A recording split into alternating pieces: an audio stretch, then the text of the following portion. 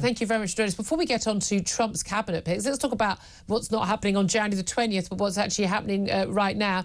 Latest video footage of Joe Biden on a trip, meeting his he's in Angola. He's meeting his counterparts from Zambia and the Democratic Republic of Congo, and the Angolan president, obviously. Lots of copy in the newspaper says he appeared to fall asleep during a meeting, closing his eyes for more than a minute. I don't know if we've got the video, we can put it up, but genuinely, he's so obviously fast asleep in the middle of this meeting. I mean, I know he's elderly, but the idea that he stayed on this long, I know, thank God he didn't run to be the president again, but the man is clearly unfit for office. Yeah, he's got obvious cognitive issues and completely unfit for office. But I would argue he was unfit for office in 2020.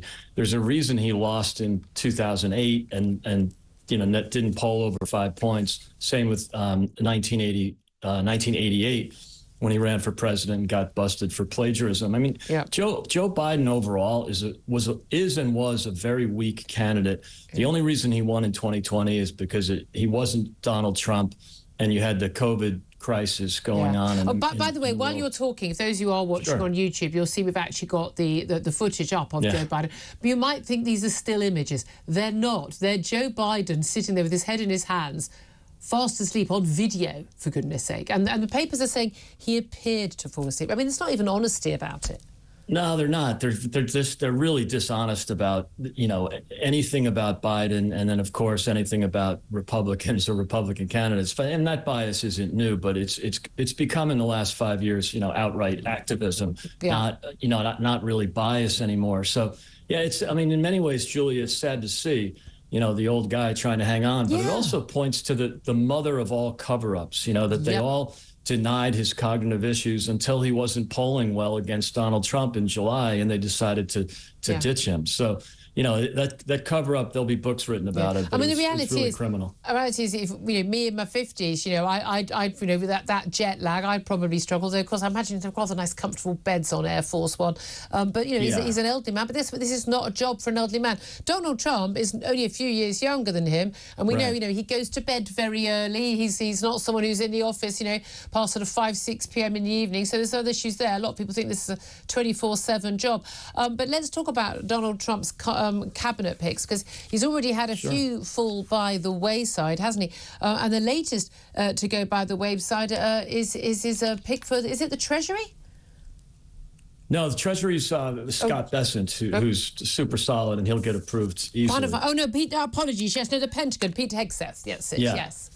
Yeah, so is that breaking news, Julia? I'm sorry I didn't see that yet, but I know he was in Washington yesterday making the rounds in the Senate, and the media did a real hit job on Pete, in my opinion, because remember, he is a conservative, a well-known conservative, TV personality, and I think that was just unacceptable for most of the media in America. So it's really a shame. He's a likable guy. None of the rumors about him were confirmed, about any drinking or anything else. Well, there was some much more serious rumors about this guy in terms of his treatment of women. There's an email his own mother wrote to him, which we know is legit. She's commented on it, which she said, "You treat women appallingly. You're a bad person." She's now said, "He's a great father." He went through a difficult divorce, and I think like in many families, the parents or his mother, at the very least, really liked his ex-wife. Those are personal and unpleasant things.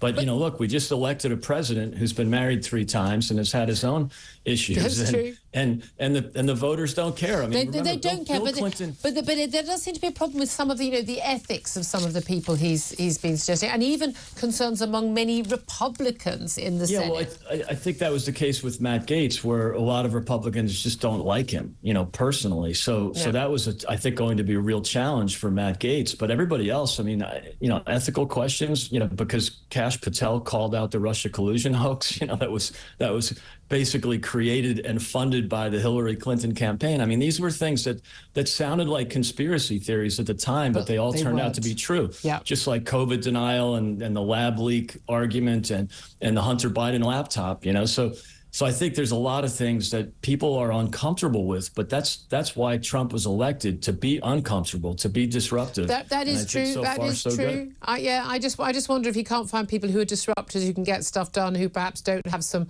some question marks over there. Should we say their personal morality? I don't know. I'm old-fashioned. Really good to talk to you. Thanks for joining us, Greg Swenson, there, Chairman of Republicans Overseas UK. Philip Ingram, final word on this? Well, it's interesting. I think Trump's put a few fall guy characters up. And they are falling by the wayside. It's who's coming in after them. Yeah, it's when your own Republicans aren't keen, but again, the disruptors tend to get a lot of feedback, don't they? Exactly.